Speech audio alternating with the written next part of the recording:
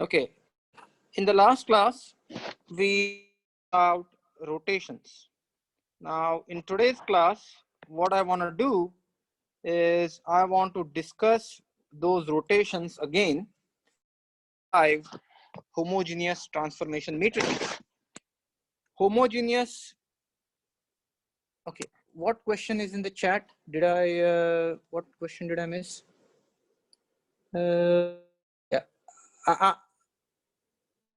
Yeah, degree of freedom question I'm going to answer in few minutes. Okay, so what I want to discuss is this 4x4 important matrix.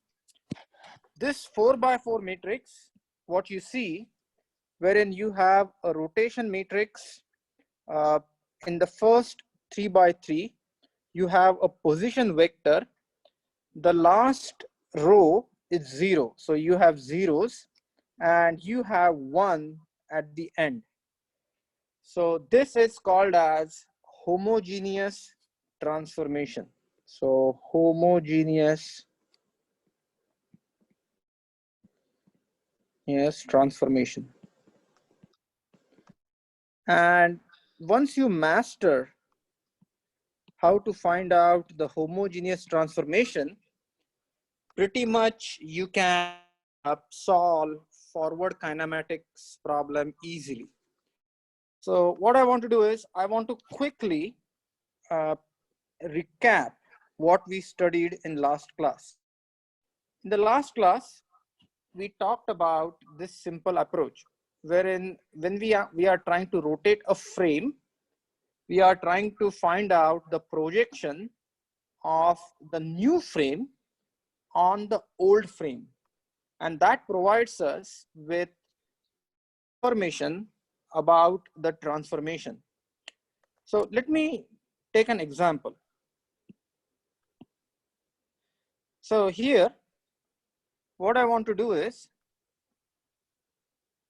and this is going to take few more slides. So I'm going to add slide here.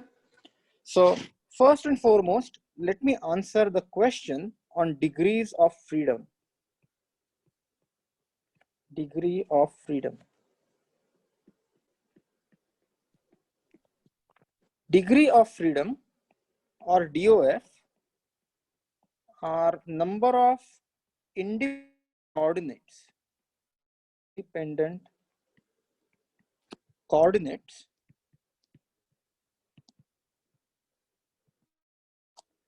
required to specify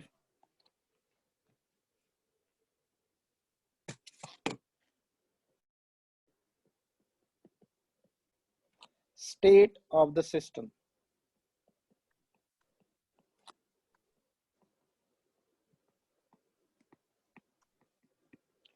Now, what does this mean? I just want to give you a very simple example. Consider a arm, and this robot arm I'm showing you as a link, and this link is rotating about an axis that is shown over here. So what it means is this angle theta is super important when I want to specify the location of the link. So if I say this is my 0, 0, and whenever I say 0, 0, it goes without saying that we place a coordinate system. So I have this coordinate system, and this link is rotating about this axis. So for an example, I would call this axis Y, and Z. So what I want to do is I would like to find out the end position point P. And this end position of point P, if the distance between O and P is fixed. So for an example, if this distance L is fixed, then if I specify the value theta, if I say theta is 0 degrees, if I say theta is equal to 20, if I say theta is equal to 30 degrees, then the location of point P is pretty much known. So for an example, if you see from top, okay, if you see from top, I'm gonna see something like this. And I would observe that this link is something like this. So if this length is L, then this distance is L sine theta, and this distance is L cosine theta. So with that, I can specify the location of point. So degree of freedom is the number of independent coordinates required to specify the state of the system completely. Now, when we study robotics, degree of freedom typically is discussed in the context of robot joints. So let me give you another example. Imagine that we have an articulated robot. Articulated robot means the robot with multiple, and for the sake of discussion, consider that this robot has two links.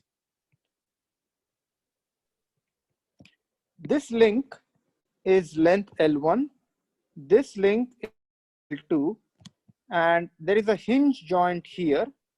This is hinge. This is another hinge. This is one more hinge. And I'm going to call this point P. So I want to find out the location of point P with respect to origin. And this problem can be solved multiple ways, but let me solve the planar case now, and I will solve the spatial three-dimensional case a little bit later. So if I give you, just for the sake of discussion, if I give you this angle theta, and say if I give you this angle, that is theta 2, so I give you two angles, theta 1 and theta 2. So essentially, and this is very important, forward kinematics problem can be easily solved. So I need to define what I mean by forward kinematics. Forward kinematics.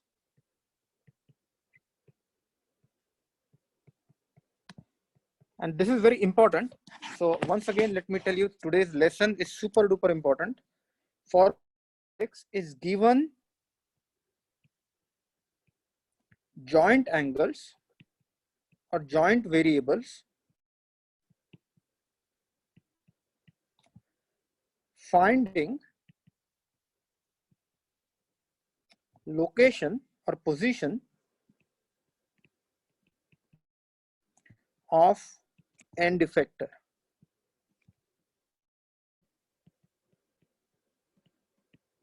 So end effector in this case is P. So this is my EE or end effector. What I'm going to do is I'm going to just simply add coordinate system. This is going to be my X. This is going to be my Y. Is coming out of the board. And then this distance is going to be L1 cosine of theta 1. This distance would be L2 cosine of theta 2. Once again, cosine theta I would be writing as c theta, and sine theta I would be writing as theta. Now, if you look at this distance, so this is L cosine theta 1, this is L2 cosine theta 2, this is L1 sine theta 1, and this is L2 sine theta 2. Now please understand, L1 and L2 are constant. So essentially, I have solved the forward kinematics problem wherein given the joint variables. So what are the joint variables? Joint variables are theta 1 and theta 2. So if I give you value of theta 1 and theta 2, you can tell me where point P is with respect to this origin O. Let me rephrase this question slightly differently. Consider I is the unit vector in X direction, J is the unit vector in Y direction, and find out the location position of P in the X direction as L1 cosine theta 1 plus L2 cosine theta 2 I and Py as L1 sine theta 1 plus L2 sine theta 2 J. So this is called as 2 degree of freedom revolute robot. This is a planar robot. So this robot can only work in the plane. All right. So this is nothing but forward kinematics solution. So now you can find out the location of in the X direction and in the Y direction for given values of theta. And theta 1 and theta 2 are the joint variables, and that's why this is called as 2 degree of freedom robot. Everyone clear about degrees of freedom? So if there are further questions, just send those to me in the chat and I would be happy to answer. Now, in the last class, I introduced you to a super duper important concept, and I'm gonna repeat this once again because that is the crux of finding out the homogeneous transformation. So we talked about rotation matrices. So let me say rotation matrices.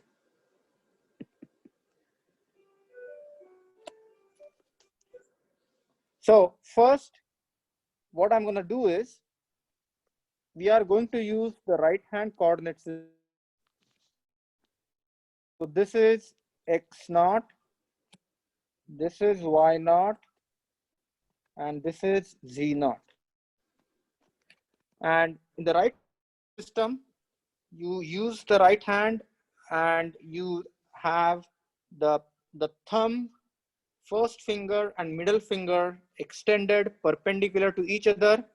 Your thumb points to X, first finger or pointer points to Y, and the middle finger points to Z.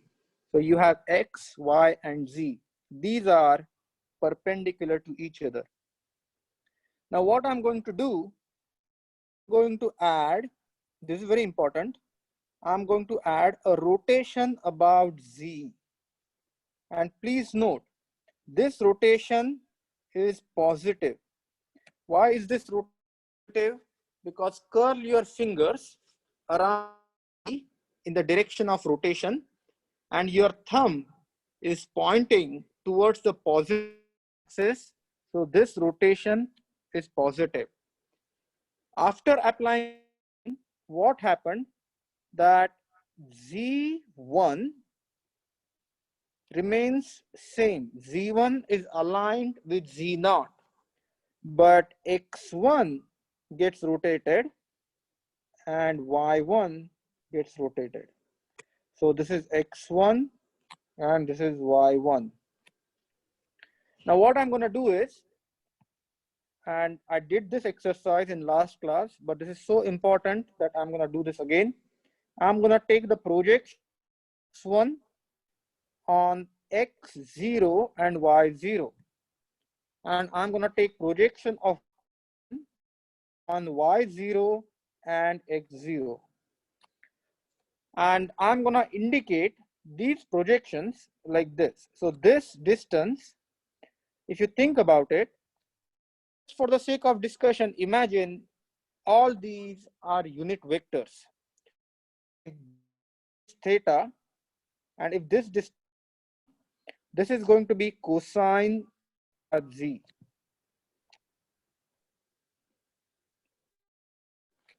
If this distance is 1, this is going to be sine theta z. If you think about this distance, this is going to be cosine theta z, and this is going to be sine theta z. But now I want you to notice one thing. We are going to resolve the vector x1 and y1. So x1, if we want to resolve, let's resolve something like this. So you have this resolution around x naught and resolution around y naught. So please observe the arrows are going to be like this. And why the arrows are like the way I have shown? Because this vector, and I'm going to show this to you, this vector is the resultant of these two dotted vectors. This vector is the resultant of these two dotted vectors.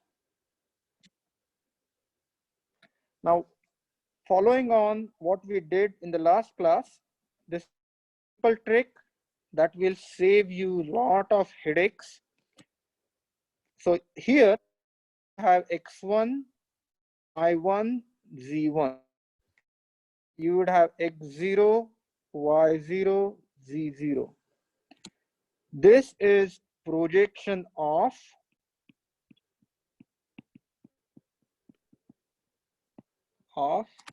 this is projection on.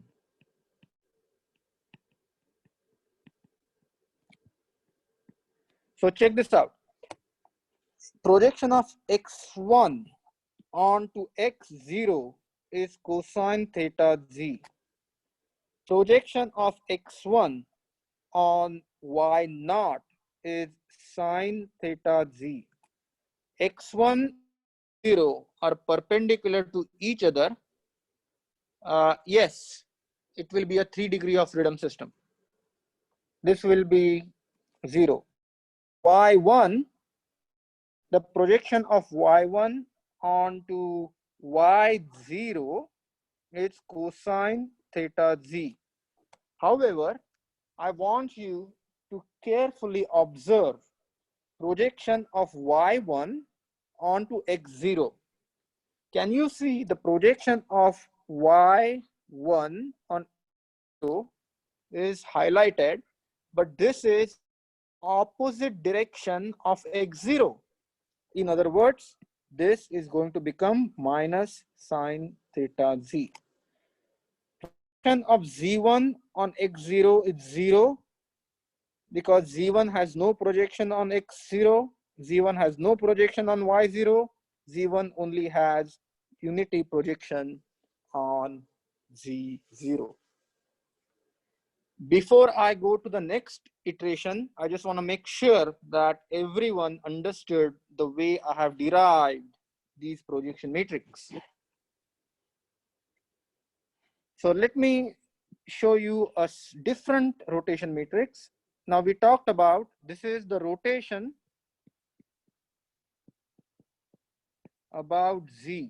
That's why we have theta z. Now let's consider the coordinate system again, the same coordinate system. I have, yeah, I will go through the matrix x0, y0, z0. I'm gonna do this again 2 more times, so hopefully things would be clear. Now I'm going to rotate about x. So when I rotate about maybe x, this is theta x. So my x1 is aligned with x0, but my y1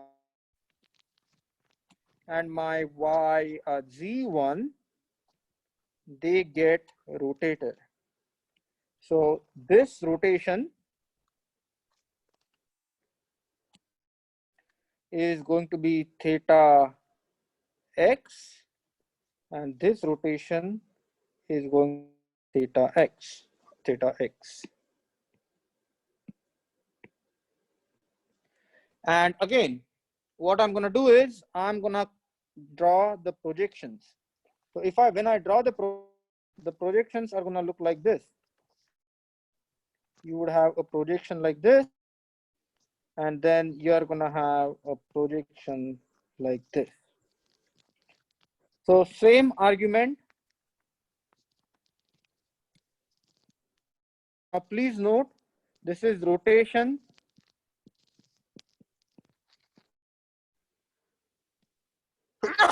Rotation about x. So this is theta x. So this is going to be sine theta x. This is cosine theta x. This is going to be sine theta x. This is going to be cosine theta x. So let's go step by step. I have x1, y1, z1, x, y0, z0. So now let's look at the projection of x0 on x. Someone tell me what is the projection of x1 on x0? 1. And as soon as you get 1, just everything else becomes 0. So now then let's look at the projection of y1, and I will have to show you y1 is here, and this is z1. Projection of y1 not is what? Cosine theta x. You agree with me? Y1 on y0. Projection of y1 on z1. Projection of y1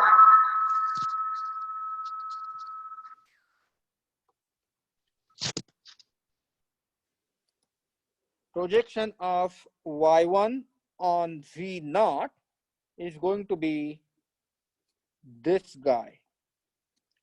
So y1 on z0 is going to be sine theta x.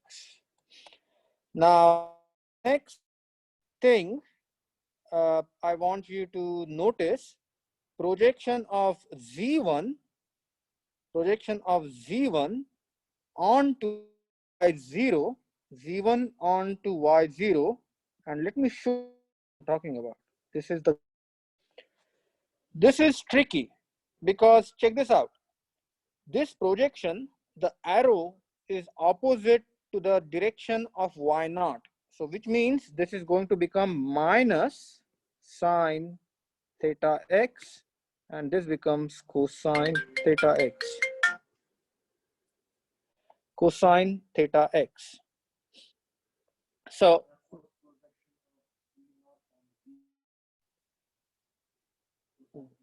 G1 cosine theta x is the projection of Z0 on Z1. Let me show you here. This one is the projection.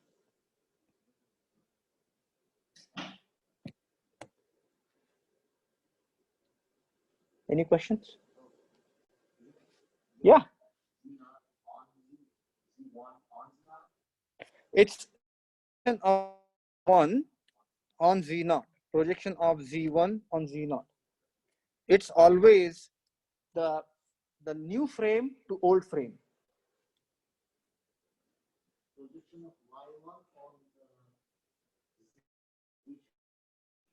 Projection of Y1 on Z naught. Okay. Projection of Y1 on Z naught is this guy.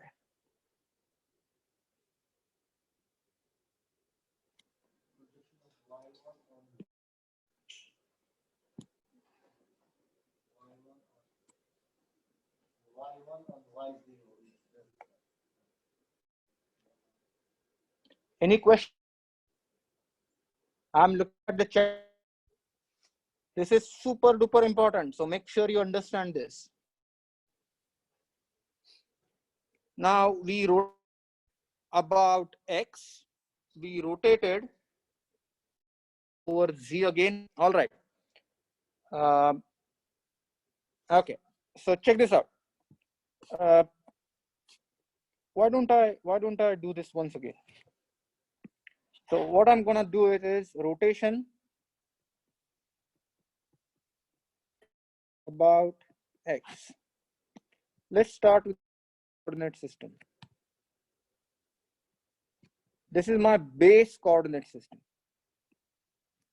So I have X0, I have Y0, and I have Z. And the plane that I'm looking at, the plane of rotation, is shown over here. This is my plane of rotation.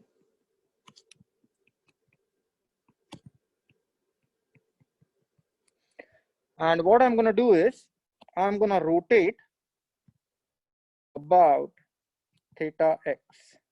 So this is the rotation. And as soon as I rotate, check what happens. I have one rotation here, and I have other rotation, something like this. So now this is theta x, this is theta x. And what I want to do is I want to find out the projections of these vectors. So I have x1, y1, z1. Now next step is find the projections. So always it's from new to old. Projection of new onto old. Our old frame is 0. The new frame is 1. So I'm gonna draw lines.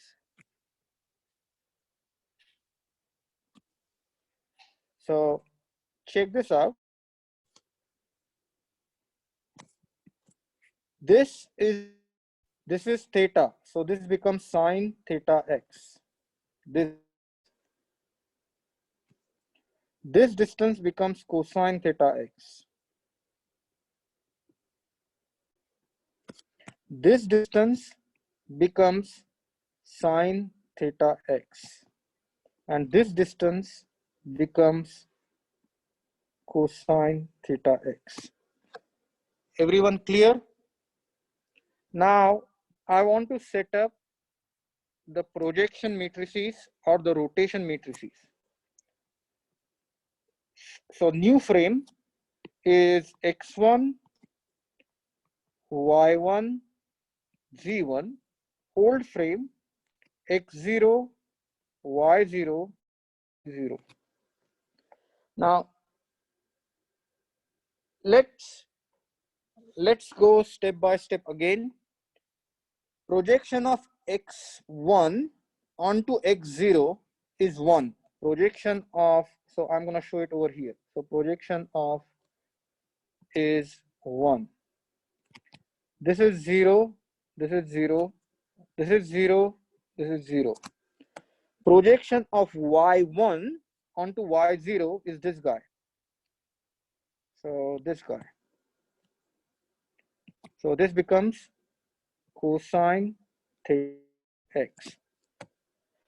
Now projection of y1 on z0. So y1 on z0 is this guy. This becomes z0 is this guy. Sine theta x. Now projection of z1 onto z0 is cosine theta x. This is easier. The only tricky part is this guy. So this guy. So check this guy. Because this projection is opposite to the direction of y0, which means this is going to be negative sine theta x. So this is the rotation matrix. When you have rotation theta x. And how do we know the rotation is about theta x? Check this out. This guy is unity, which means the rotation about theta x. Next thing is do is we did the rotation about z, we did the rotation about x. Now let's do the rotation about y.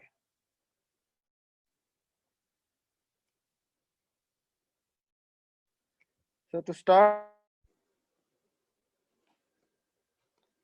you have x0,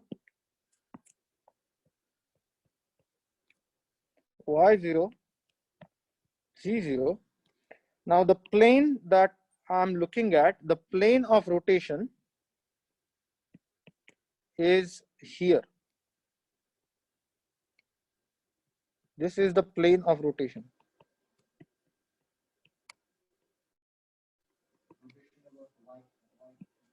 So see that again.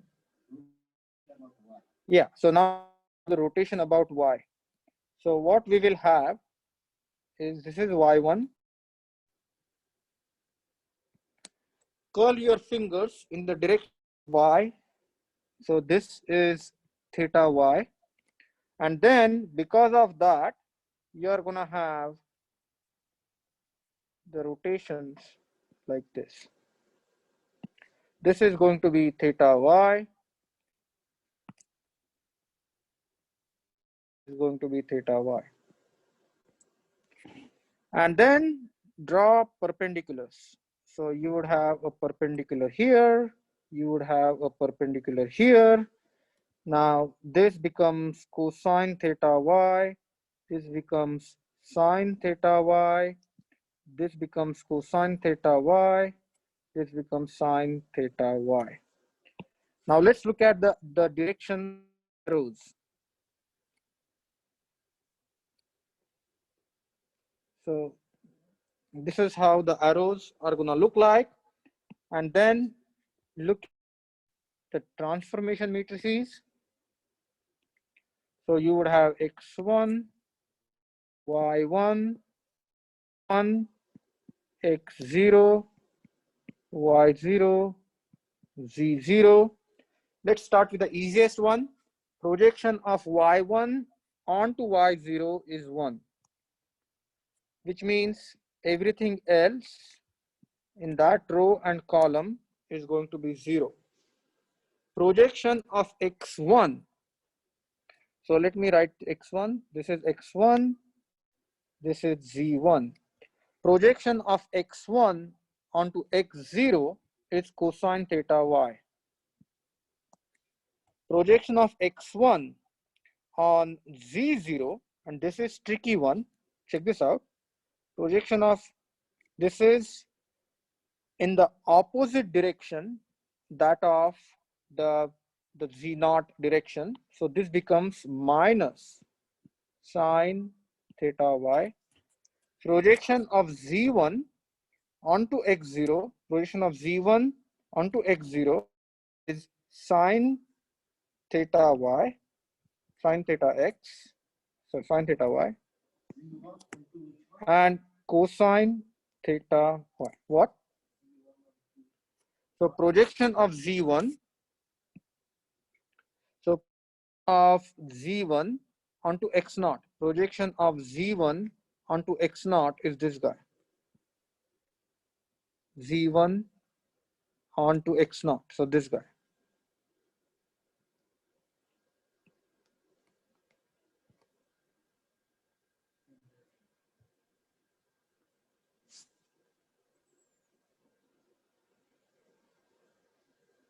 Yes, minus sine theta y is because of the direction. So please note the direction of the z naught vector is in this direction, but the projection is in this direction. That's why you have the negative in the negative direction.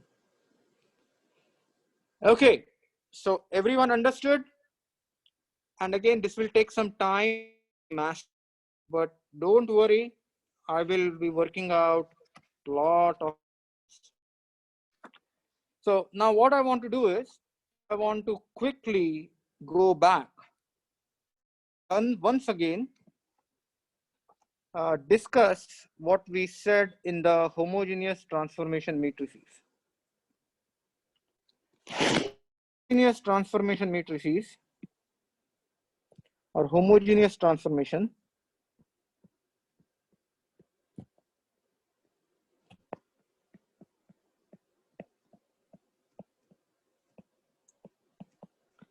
is a 4x4 matrix wherein what you have is you a rotation matrix in the first 3x3. So this is the 3x3 matrix. This is where you are going to have zeros. Here you are going to have 1. So this is nothing but matrix. And this are the positions Px, Py, Z. Now, what I want to talk about rotations is what we just did. We did the rotations about Z. So we did rotations about Z. Rotations about X. And we did rotations about Y. Rotation about Z was theta Z. Rotation about X was theta X. Rotation about Y was theta. What does this rotation indicate? This rotation indicates the relationship between the new frame and the old frame. So in other words, this is the rotation matrix that relates the new with respect to old frame. So this is the reference or old. This is new. So as you can see, this is the rotation matrix from 0 to 1. This is the rotation matrix again from 0 to 1. And this again is the rotation matrix from 0 to 1. Now, if you have multiple rotation matrices, so for an example, what I'm interested in, I have maybe 2 or more frames. So think about it like this. My initial frame is something like this. This is my initial frame, x0, y0, and z0. Then what I did, I rotated the frame about x. So I rotated the frame about x. And this new frame is x1, 1, g1. And what I did after this rotation has been carried out, I rotate this new frame around y1. So this is something interesting. So what I do is Now I rotate this frame, the new frame. So I have Y2, Z2, and X2. So how did this transformation happen? So initially I had the 0th frame. I rotated it with respect to the first frame. Then I rotated the first frame with respect to the second frame. So I got the rotation sequence something like this. So this was my reference frame. This is the reference. And this is my final frame. This is my final frame. When I multiply these two rotation matrices, check this out. This one gets cancelled and I get this big rotation matrix that gives me a relationship between the initial frame to the final frame. So this is super important. So if you have successive rotations, and I need to write this down, sir, this slide.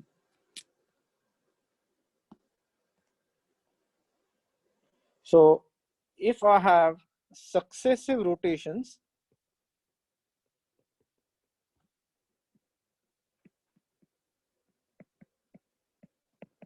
then what I do is I multiply those rotation matrices. So I'm going to give you a very simple example. Imagine I have a 0th frame.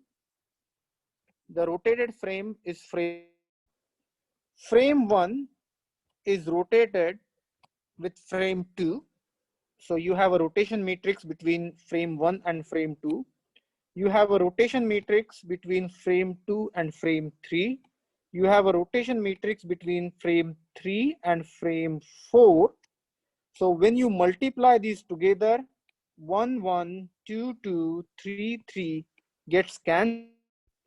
So think about it like this. You have this 3 by 3 matrix. You multiply this with another 3 by 3 matrix. You multiply this with 3 by 3 matrix. And you multiply this with another 3 by 3 matrix. And this is going to be a huge matrix multiplication. But at the end of the day, you're going to get a matrix, which is again a 3 by 3 matrix, but that comprises of the rotation theta 1, rotation theta 2, rotation theta 3, and rotation theta 4.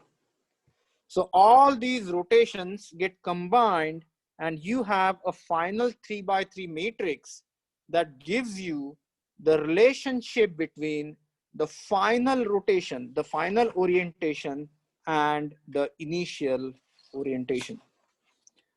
So again, these successive rotations are super important because they form, I would repeat this once again, they form the first 3 by 3 matrix of the homogeneous transformation. So this is 0, 0, 0, 1, px, py, pz. Now, right, with this information, we are ready to attempt 3-dimensional kinematics. And I'm going to spend quite a bit of time on kinematics. So it might happen that in the first, when I work out the few problems, there might be a bit of confusion, but by the end of this next 3-4 classes, we would have worked out about 10-15 problems on forward kinematics. So it should all make sense. So what do I mean by 3D kinematics? Think about that you have a cage. We are going to initially consider robots that have prismatic joints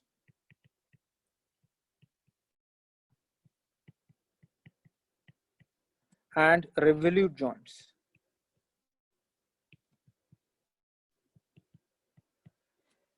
Prismatic joints are represented in something like this. What this means is this is the length, this is the direction of actuation. So this is the actuation direction. So think about it like you have a cylinder that kind of extends in this direction. And the revolute joint is kind of a hinge. And the revolute joints are usually represented something like this. This is the revolute joint. And this is the axis of revolution. So what I mean by that is if you think about a link, this is the hinge. So this is the axis of rotation. So rotation axis. And this is the extension axis.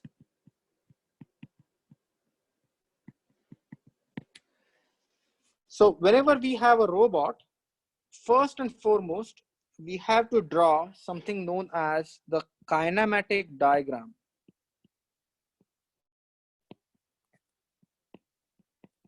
So what is the kinematic diagram? Kinematic diagram is the representation or schematic representation of the robot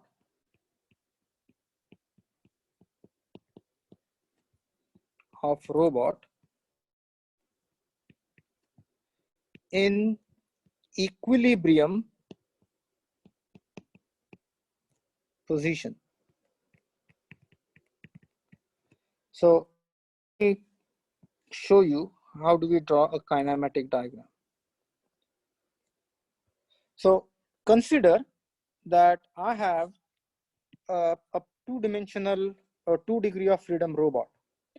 So think about it like you have a robot.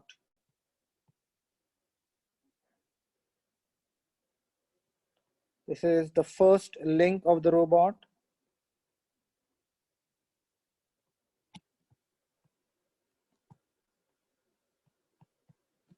And there is a second link of the robot.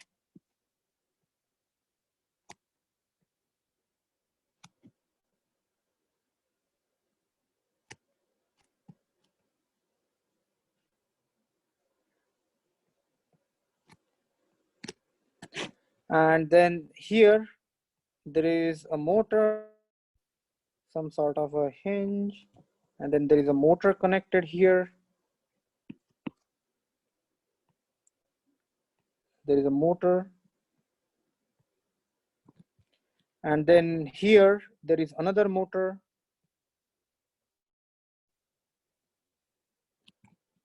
So this is a 3D robot.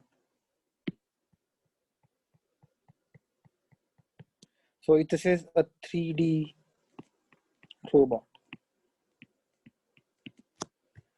Now what I want to do is I want to represent this robot in its kinematic diagram. In kinematic diagram, the revolute joints are represented as cylinders. So what I'm going to do is I'm going to represent this robot something like this. I would have one revolute joint. I would have one link. There will be another revolute joint, and there will be another link. So this revolute joint or this revolute joint is represented as an R joint here and an R joint over here. So that is the kinematic representation. And for the sake of discussion, you could have one more link. So one more link would be something like this. So if I want to show this link, again, I would add one more revolute joint. And this would be my first revolute joint, second revolute joint, and my third revolute joint. So now this is called as R, R, R robot. Now what I want to do, the most important thing is setting up the coordinate system for this robot. So when we set up the coordinate system, we use the rules. There are 4 rules that we need to remember. Now those rules for setting the coordinate system are called DH, Danavet-Hartenberg coordinate frame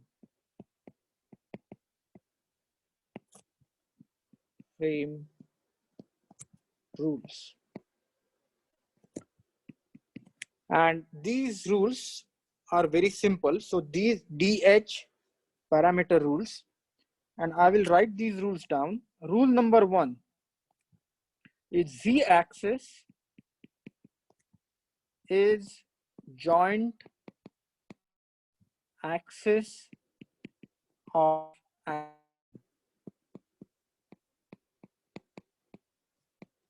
So what does it mean? It means if I have a revolute joint, then I'm gonna say this is going to be my zero axis. If this is my second revolute joint, so this is going to be my Z1. This is going to be my Z2. And some of you may ask me, why did I start with Z0 when the revolute joint is 1? It doesn't matter, but if you look at the books, they start with the reference frame at Z0. So that's why I started with Z0, but it doesn't matter. So first, revolute joint, the Z-axis has to pass through that revolute joint. So this is the coordinate axis of actuation. Then second rule is the y-axis. So this is an important rule. Y-axis has to be perpendicular to z-axis and zn minus 1 axis. Now what I mean by that is, please understand that there is no reference frame for Z0. So there is no reference frame over here. So why not? It does not really matter. So what I could do is I could just use, I made a mistake here. It's x-axis. X-axis has to be perpendicular to Zn and Zn minus 1. So there is no axis before Z0. So x0, I could just draw something like this.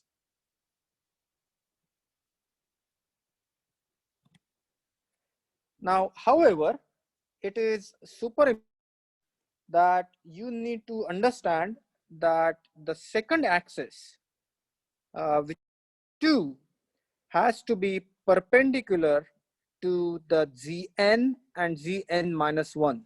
And it will be very clear in just a second. So when I go to the coordinate frame Z1, I have choices for drawing x1. So I have one choice. I can have x-axis over here, or I could have x-axis over here.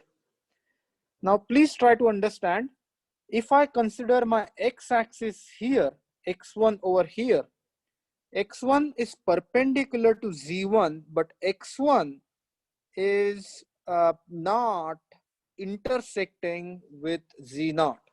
So it's perpendicular to z1, so to speak, but x-axis has to be perpendicular to zn n and n minus 1. So you could potentially have x1 here, x1 over here. In that case, there is the third rule that is super important, that the x-axis must intersect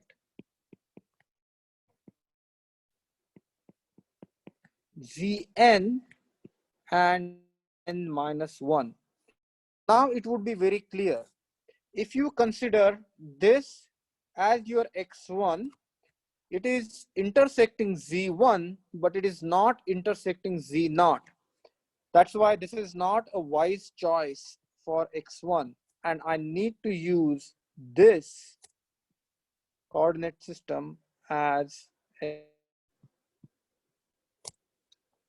Now let's go a step further. Let's try to apply these three rules to joint 3. So for z2, again I need to choose x2 that is perpendicular to z1 and z2, and x2 has to be intersecting with z1 and z2. So when I draw my x2 axis, this is going to be my x2 axis. And the last thing is, we would complete the triad by the right hand coordinate system. So again, quickly, just take your thumb, first finger and the middle finger, and then align middle finger. Middle finger would represent Z, first finger would always represent Y, and thumb would always.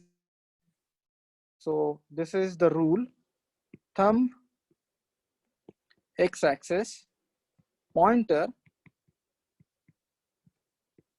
y, and middle finger will be z-axis. So align, and then you would see that you have x naught, z naught becomes your y naught. Then you have z1, you have x1, and you have y. And you have z2, you have x2, and this becomes y2. So we have set up the coordinate system for this simple robot. Let me take one more problem. You had a question? Yeah, I had a question on this diagram. Why doesn't it have to be like x0 have to be parallel with x1 and x2? It's like No, otherwise, once you formulate the homogeneous transformation, those won't work out clearly. If you follow this, then your homogeneous transformations will come out very cleanly. These are the conventions that we use to make our life easy. is y1 parallel to y2 or it could be Doesn't have to be. And let me take one more example. So I'm going to take one more example wherein what we have is, let me show you a slightly different robot, and think about this robot as you have a revolute joint here, and then you have a link here, and then you have another revolute joint somewhere here.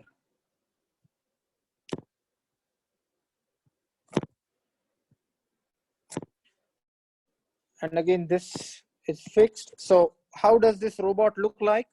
Think about, you have a robot wherein you have a motor. This is the motor.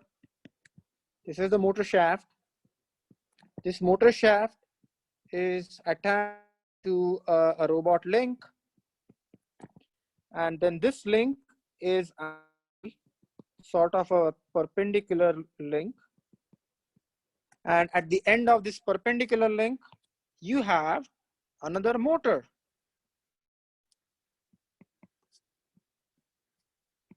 So you have another motor. So you have this motor 1.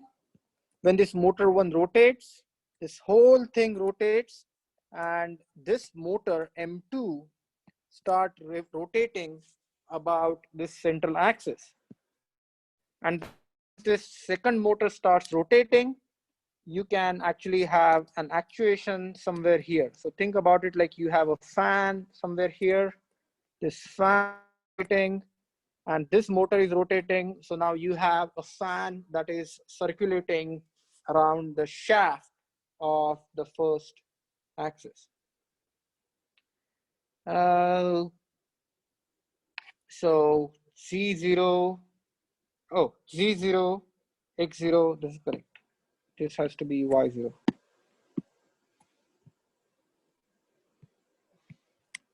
So Z0, X0, and Y0, that is correct. Okay, so let me try to set up the coordinate system for this guy.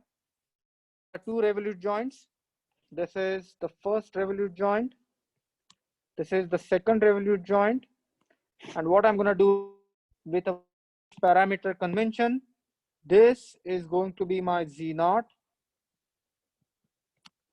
And again, I will have two perpendicular coordinates. I haven't named those yet. And another Z0, I mean Z, something like this. This is Z1. And I will have coordinates. The frame is something like this. Now let's start with the rule number one.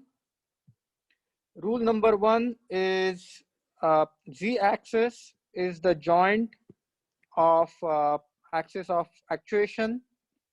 So right hand coordinate frame. So Z-axis is the joint of actuation. So my Z0 axis is along the axis of the first revolute joint. Z1 axis is along the axis of the second revolute joint. My X has to be perpendicular to Z and Zn minus 1. So my axis Z X naught right now can be anywhere because I do not have an axis Z minus 1. So please note, I do not have Z minus 1. Since I don't have this, I'm going to assume my X naught to be something like this. However, when I try to do my X1, please note my X1 has to be perpendicular to Z1, perpendicular to Z0, and must be intersecting. So check this out.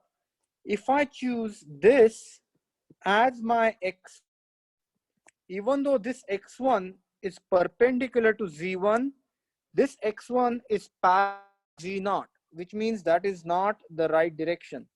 So what I would do is I would choose this as X1.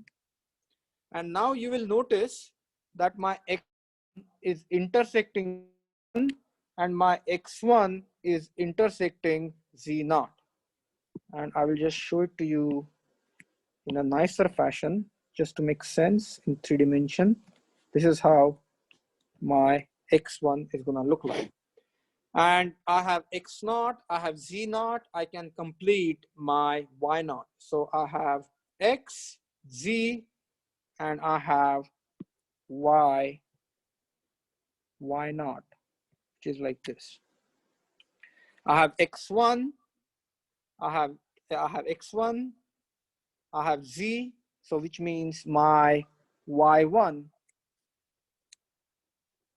will be something like this. So with this coordinate system, the direction of Z1 does not matter. Z1 could be going out or could be going in. It really doesn't matter. So there is no harm in Z1 like this, but then what will happen is your Y1 will go up instead of coming down. That was the question by John. So I just answered that question. So this is how the coordinate system will be set up. This is what is called as the kinematic diagram. Now, one thing in kinematic diagram that you will observe that there is a fixed variable, so fixed length. So this fixed. So this length between the first motor here, this length is A1. This length is also fixed. So this is A2. So on kinematic diagrams, these links are also shown. So you have A1 and you have A2. X0, that is a very good question by Anson. I will repeat once again. X0 direction is arbitrary. And the reason for that is we do not have a frame before 0. We start with a 0th frame. I do not have a frame which is -1. So X0 could be here. For that matter, I could have X0 here. Anyway, it is fine.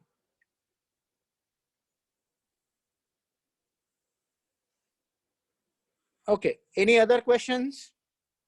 Kinematic diagrams are super important. Can I take one more example?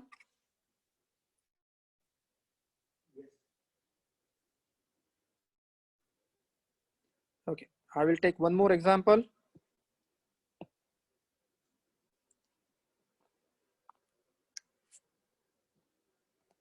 Okay. And I'm gonna try to be super complex.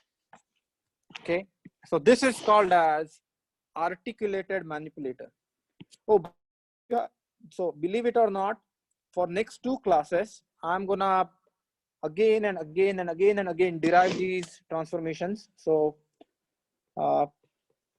you will be very comfortable. Articulated manipulator.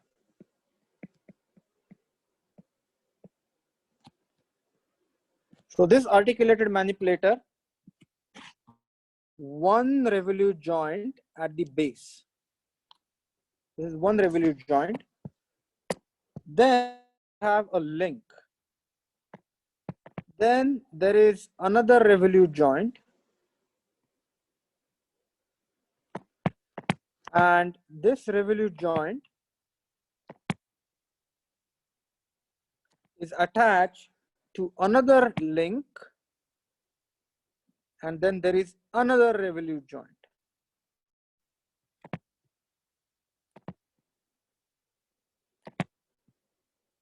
So now check this out. This is my first revolute joint, second revolute joint. This is my third revolute joint. And say, let's assume that this is fixed over here. So think about it. You have a motor.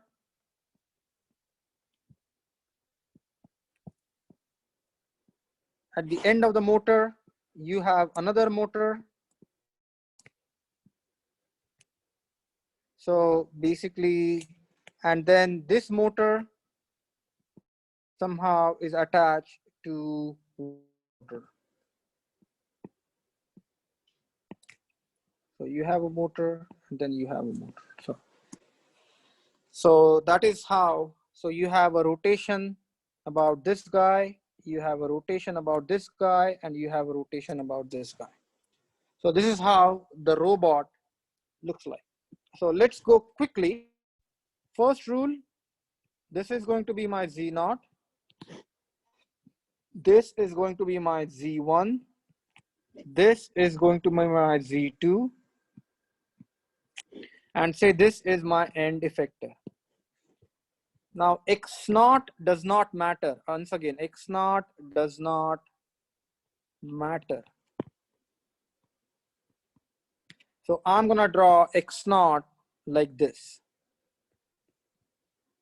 However, X1 does matter. X1 has to be perpendicular to Z1 and Z0, and it needs to be intersecting with Z1 and Z0. So I cannot have my X1 going like this. I can have my X1 going like this or this. Either direction is just for the sake of simplicity, I will use this as my X1. So please note, X1 has to be perpendicular to Z1 and Z0 and intersecting.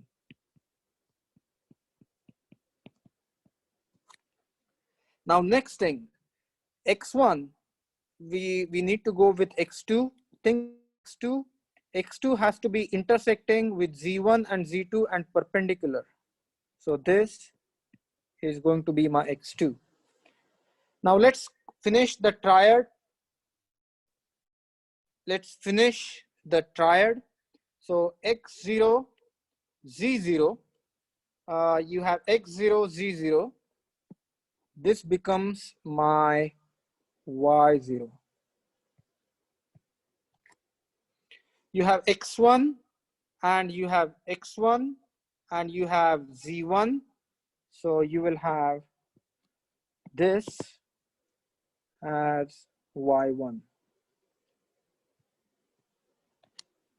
You have z2 and then you have z2 and x2. So you will have this as y2. And sometimes we just assign a coordinate system to end effector, which is nothing but same as the coordinate system before. So you have z x3 and y3. So now you will draw the kinematic diagram, and we will use this kinematic diagrams extensively to derive the homogeneous transformation matrices. With that, I'm going to stop here. If you have any questions, I would be happy to answer. Coordinate system on vector usually is arbitrary, but if you use the coordinate system for the previous joint, that will save you one transformation. Professor, you go back to the page 21. Yes, page 21. All right, thank you. I just want to take note. Okay, the homework one, question one is actually in the textbook. So I would strongly recommend you to review the two problems in the textbook. If you want to know which problem is that, I will tell you. So problem 2.1 and 2, problem 2.3. Yes, problem 2.1, 2.2, and 2.3, they are similar to the first problem in the homework. So I would encourage you to take a look at it. If not, I will give you hints in class. And the idea is once the homework is turned in, I plan on solving those problems in class. With that, I'm going to stop recording.